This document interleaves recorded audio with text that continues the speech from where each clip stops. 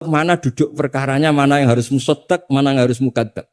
Jika kita ngaji disebut al-jarh wa ta'dil. Nah, saya mohon semohon-mohonnya lah bahwa Quran ini kita bawa dengan semua perangkat ilmu. Terakhir saya cerita ilmu balaghah. Ilmu balaghah juga penting. Misalnya secara lahir orang kafir itu misalnya tidak sumun, tidak bukmun. Tapi barokahnya la yasma'ul haqqa disebut bukmun misalnya. La yatakallamu bil haqq, la yasma'ul. Akan itu kan ada sumum, bukmun, umyun. Sumun berarti apa? La yasma'ul haqq. Bukmun la yatakallamu bil haqq. Umyun berarti la yubsirul haqq. Sehingga nanti kalau ada ayat wa ja'ala minhumul qiradata wal khanazira wa abadat taghut. Andaikan tidak ada fakta, ada kaum tertentu yang dijadikan khonazir, kita masih bisa pakai tasbih. Tasbih balik adalah yang ada tuh tasbih dibuang. Kalau orang dermawan level 6 mungkin orang bilang masih zaitun kal bahr.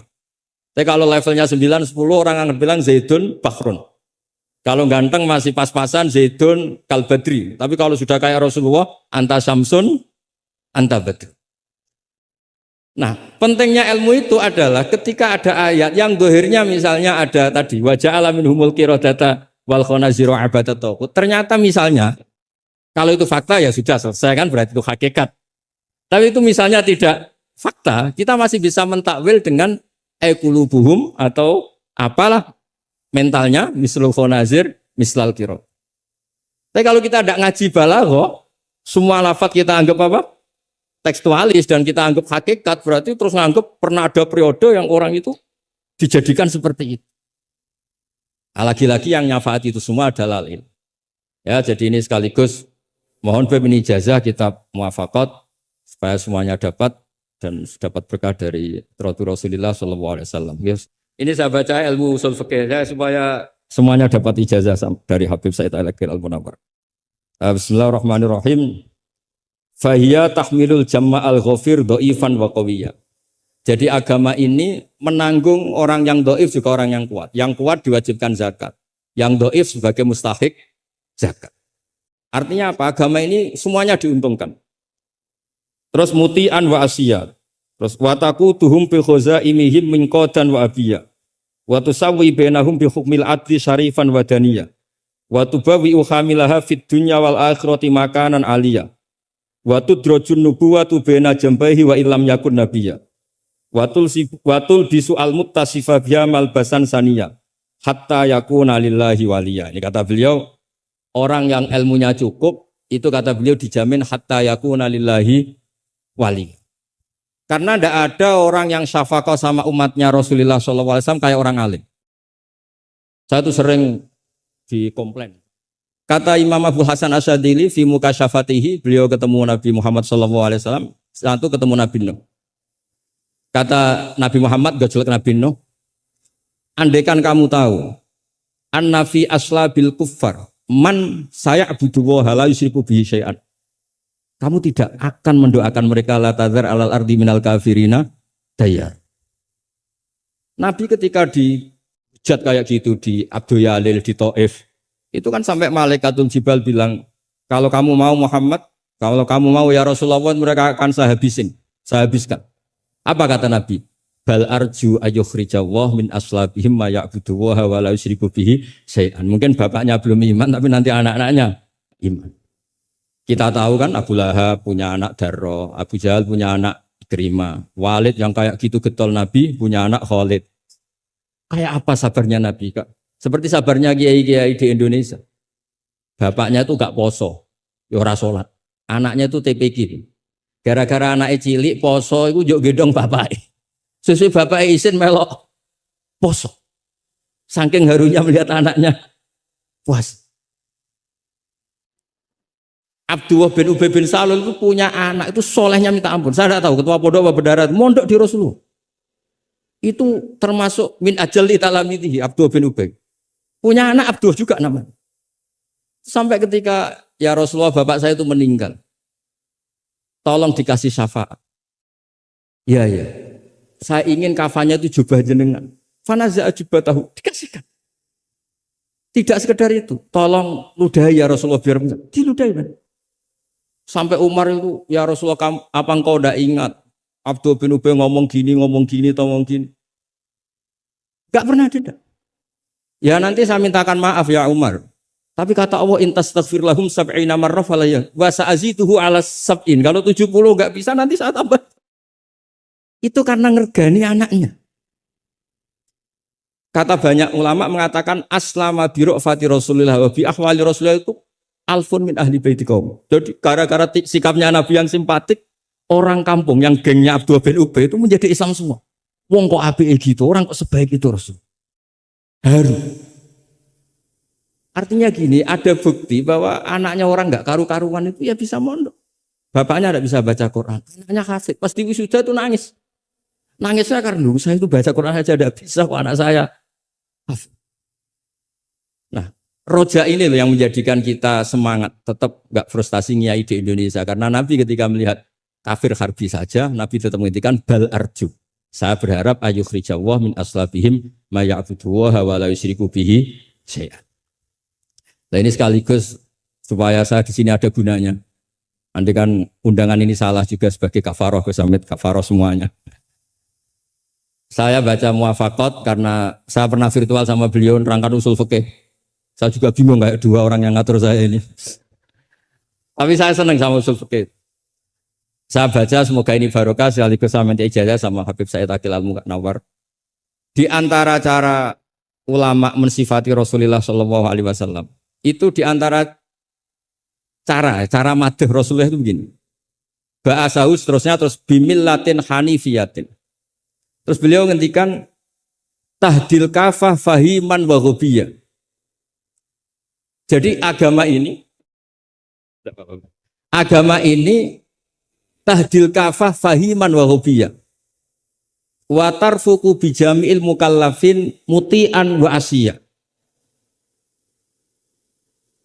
Itu ketika saya tarik mutian wa asiyah itu gimana? Bagaimana millah? Hadil millah ini bisa tarfuku bijamil mukallafin mutian wa asiyah.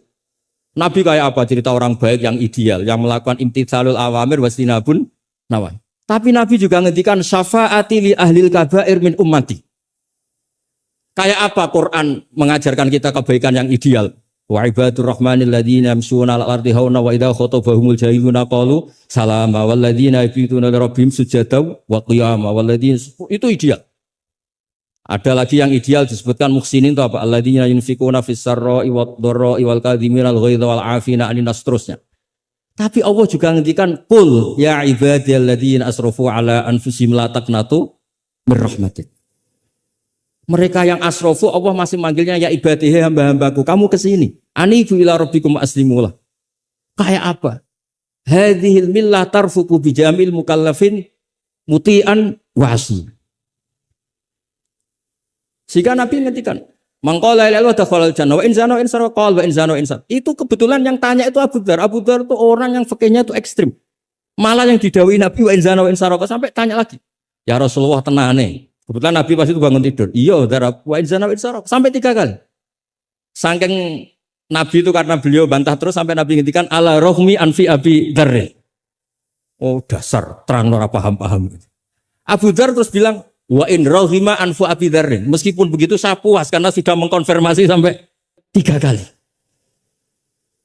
Sehingga dalam kenangannya Ka'bul Ahbar dalam kitab Khilyatul Auliya ketika cerita mana Ibu Ka'bil Ahbar.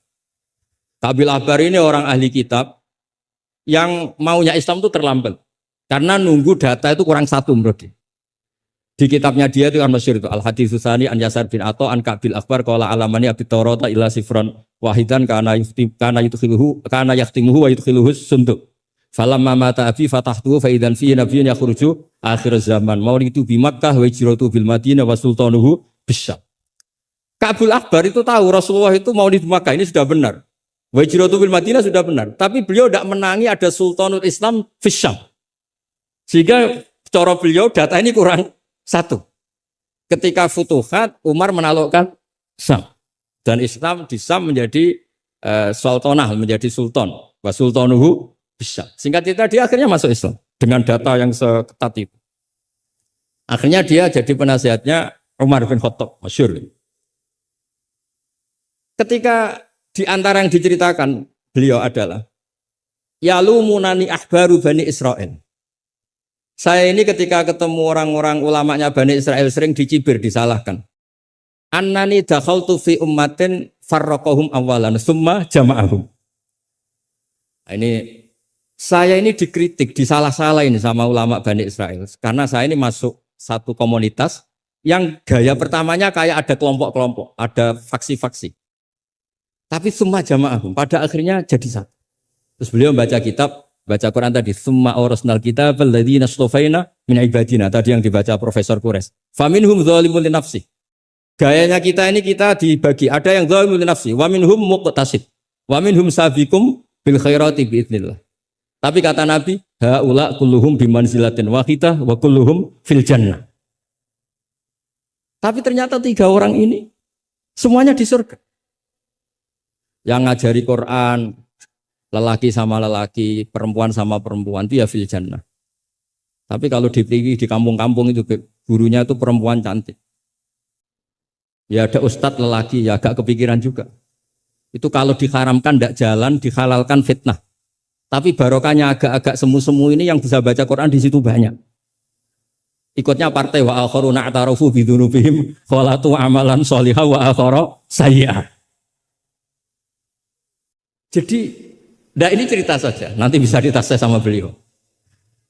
Intinya kalau kita ngaji itu tadi, kita kata Sayyid Muhammad yang paling masyhur, li'annal insan kullamatta sa'afikruh qalla inkaruhu 'alan nas. Jadi, al-insan idza tasa'afikruh qalla inkaruhu 'alan nas. Jadi tadi misalnya ada kiai besar diundang di kampung-kampung terbelakang nggak mau, jangan katakan sombong. Itu tidak membunuh pasaran kiai kampung. Yang datang puji tawadhu, yang nggak datang puji ngasih job, kan enak kan? Semuanya benar. Semuanya apa? Loh, saya kalau bidang kemenang tidak datang, karena ngasih jatah jenengan-jenengan ini. Kalau saya datang bisa majub ini. Ya ini sekaligus minta ijazah saya baca Muqaddimah. Nah ini banyak keluarga saya sama dari keluarga Lasim.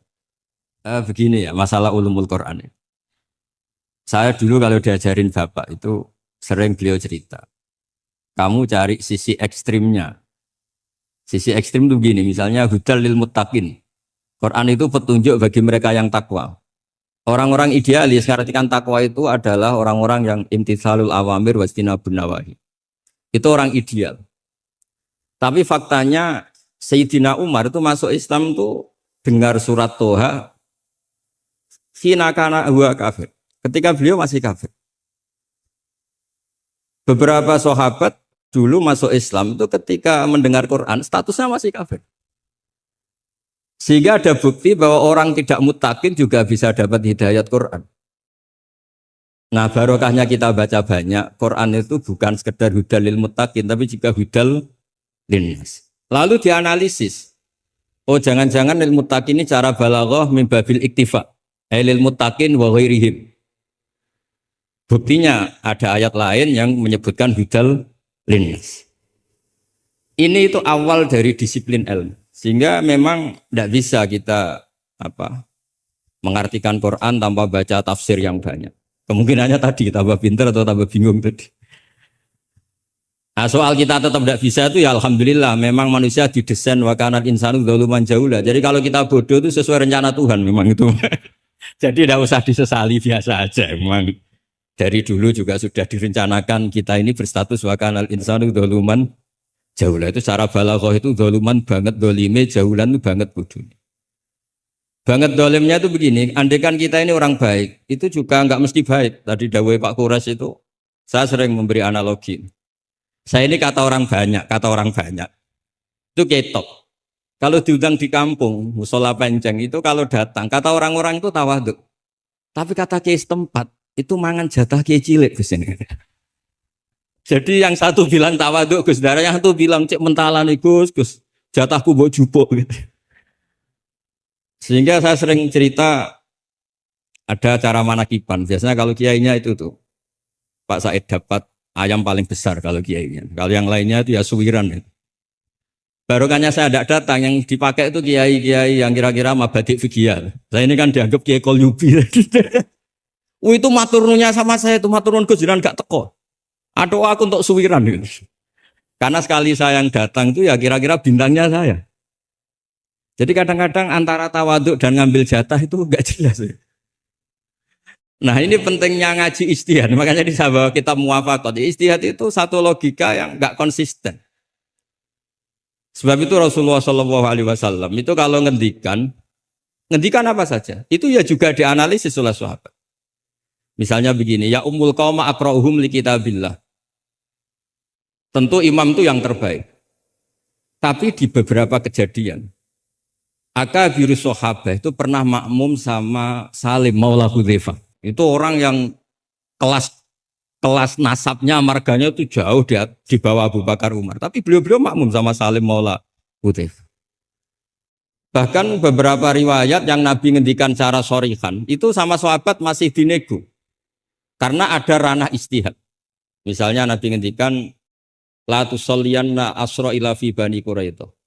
Ternyata mendekati Bani Quraidah kadati syamsu antagruba, matahari hampir terbenam. Sebagian sahabat berpikir kita harus sholat di sini karena matahari mau terbenam. Sebagiannya lain enggak, Nabi bilang jangan asar kecuali di Bani Quraidah. Separuh sholat asar, separuh enggak. Falam yu'annif ahadan minhum. Nabi enggak menyalahkan salah satu karena ini masalah apa? Ijtihad. Jadi ini matur juga Gus Samit, saya tadi dari rumah bilang sama keluarga, saya datang tapi mau pamit. Ini saya sudah mau jadi resi, mau uzlah. Karena ya itu tadi, kalau saya ngisi terus itu apa tawadhu, apa nutup jatahnya orang lain itu juga gak jelas. Nanti hisabnya itu apa ya, gak jelas. Bapak itu sering ngajari gitu. Pak itu kiai sepuh jadi imam masjid istiqomah sekali sampai tua. Itu istiqomah apa mau digenti kan? Itu istiqomah atau enggak mau regenerasi. Jadi orang itu biar mikir. Saya beri contoh sekian pentingnya ijtihad. Karena Rasulullah Shallallahu Alaihi Wasallam idan sorofa min sholatihi akbala aliyah nabi wajhi. Sehingga banyak orang, banyak imam kalau habis sholat itu langsung menghadap ke makmumin. Kalau di Indonesia menghadap ke timur. Tapi di beberapa tabwibnya Imam Bukhari atau Tarjamatul Bukhari, beliau menyebut itu lil mau'idhah. Buktinya setelah itu Nabi ngendikan ara'aitakum lailatakum hadhi. Kamu mimpi apa? Coba terangkan ke saya. Sehingga terus ada yang mempraktekkan boleh menghadap ke makmumin kalau li ta'lim atau lil mau'idhah. Tapi banyak juga ulama yang menganalisis itu bentuk maklumat anna sholata inqadat, bahwa sholat itu selesai. Takutnya Nabi kalau tetap menghadap ke barat sesuai bentuk duduk tawarruk atau tahiyat akhir, atau itu nanti dikira Nabi fi sholat. Sehingga orang yang datang kemudian Allahu Akbar makmum sama Nabi itu bahaya betul dalam bab sholat. Karena rabtus sholat biman laisa fi sholatin. Berarti makmum tadi menggantungkan sholatnya dengan orang yang sudah tidak sholat. Sehingga dibutuhkan sikap memaklumatkan kalau sholat itu inqadat. Dengan cara apa? Boleh menghadap ke timur, boleh menghadap ke utara kalau dalam konteks Indonesia. Kalau kata Imam Syafi'i, ja'alul makmumin janibal yamin, berarti orangnya menghadap ke utara kalau ada. Nah, analisis seperti ini penting karena Nabi memang nggak konsisten. Kadang akbala aliyah nabi wajib, kadang istaghfaro salasan suman sorofa, kadang apa. Sehingga barokahnya ilmu itu akan luar biasa. Tadi juga disebutkan menyangkut bid'ah. Kalau sampai belajar ulumul hadis, Said Muhammad menulis dalam kitab Babul Farad. Kalau bid'ah itu artinya yang nggak pernah diajarkan Nabi, itu berapa kejadian zaman Rasulullah yang Nabi membenarkan sesuatu yang Nabi sendiri itu tidak tahu. Masyhur itu ada sahabat ketika i'tidal bilang Rabbana lakal hamdu hamdan katsiran thayyiban mubarakan fi. Kita tahu ajaran Nabi adalah Rabbana lakal hamdu bil samawati atau mil as-samawati wal ardh. Sehingga setelah sholat Nabi tanya, ayyukumul qail, siapa tadi yang melafadzkan itu? Semua sahabat itu diam. Karena takutnya Nabi menyalahkan. Ternyata Nabi ngendikan, tadi siapa yang melafadzkan itu? Fa inni ra'aitu isna asyara malakan yabtadiruna ayyuhum yaktubu awwal. Anggap aja ini kontes kecerdasan, makanya beliau itu cerdas banget. Ben sawangane ana kiye Jawa cerdas, ibu cerdas. Ajane kula niku nggih sungkan. Enggak, saya tadi melihat 12 malaikat. Wa fi riwayatin salasina malakan, itu ada beberapa riwayat. Yang mereka itu berebut menulis siapa yang menulis pertama. Saking indahnya kalimat itu.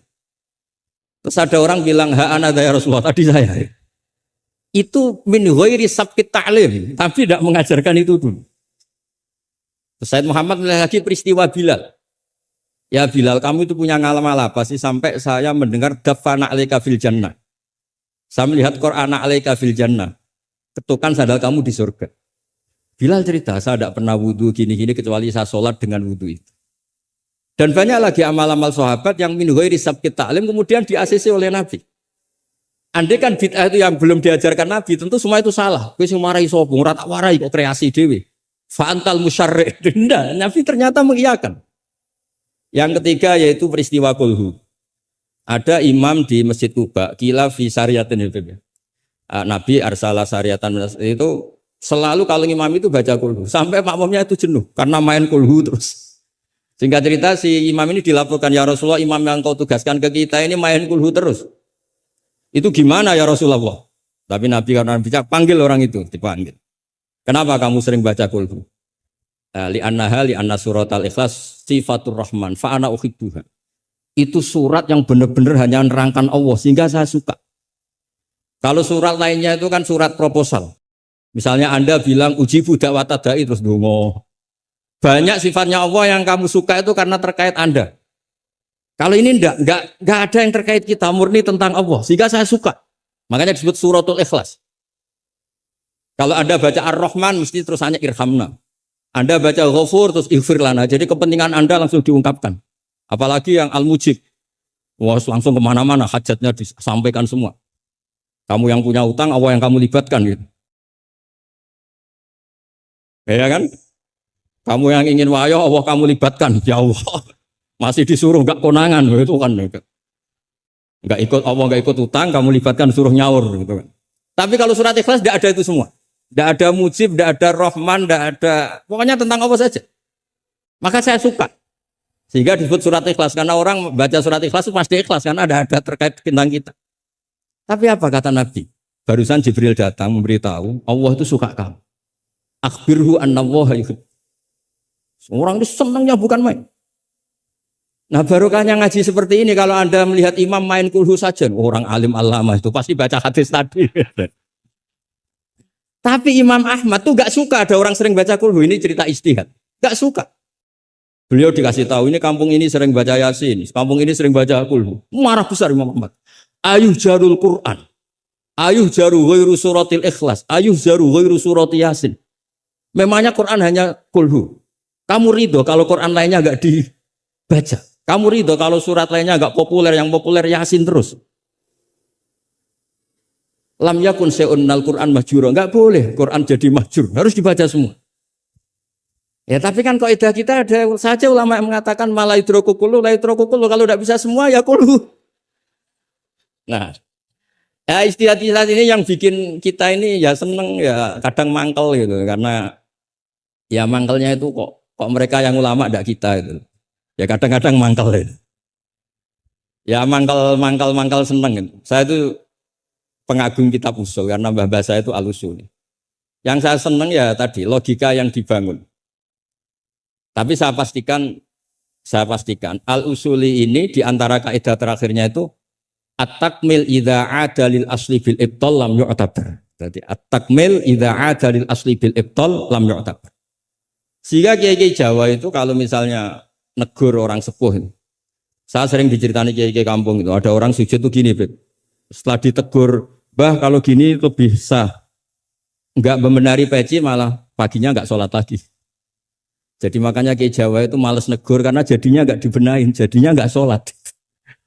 Jadi itu masuk kaidah at-takmil idza ada lil asli bil ibtal lam yu'tabar. Jadi kalau dipaksakan ideal itu malah al-aslunya hilang. Makanya kitab ini yang saya baca, kitabnya Imam Syatibi. Asy-Syatibi itu ada dua, ada Asy-Syatibi al-Usuli, ada Asy-Syatibi yang Al-Muqri, yaitu yang ngarang Khirzul Amani itu ya. Nah itu ini nanti saya baca beberapa kaidah dalam ulumul Quran. Jadi ijtihad itu tidak bisa tidak benturan. Saya sering cerita di mana-mana. Dulu Imam Syafi'i itu pengagum kemiskinan karena kalau orang miskin itu tidak ada hisabnya. Oh senangnya bukan main dengan miskin. Selain faktanya miskin, senang tapi dengan orang miskin. Karena ada hisab.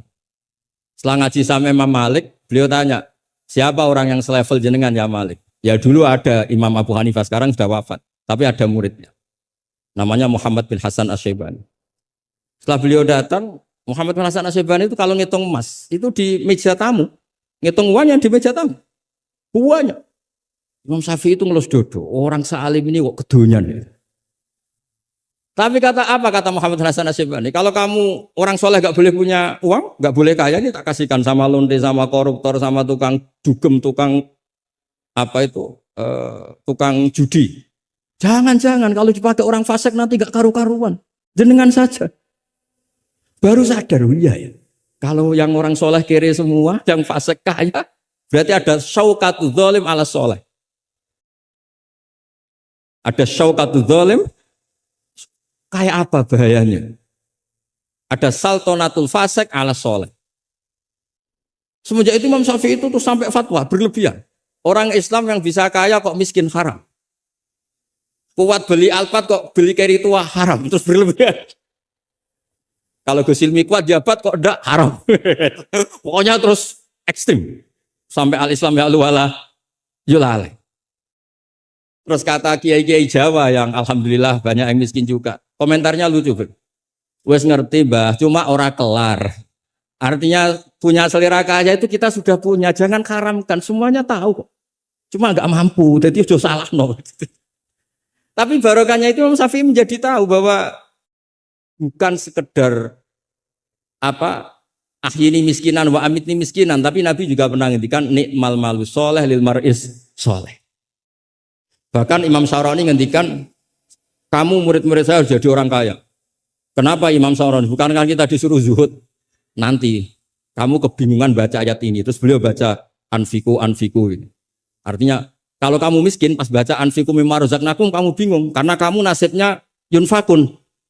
Qurannya itu yunfikun bukan yunfakun. Yunfikun itu memberi bukan diberi. Jadi itu istihad. Maksudnya ini istihad.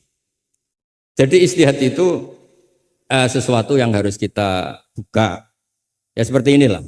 Saya tidak tahu ini Gus Hamid ngundang saya ini apa ganjaran apa enggak. Kalau melihat senang orang alim, silaturahim ya ganjaran.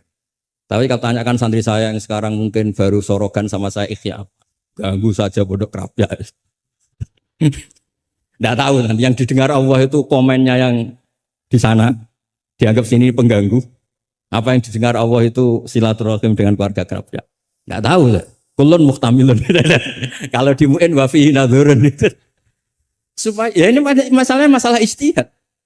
Enggak bisa.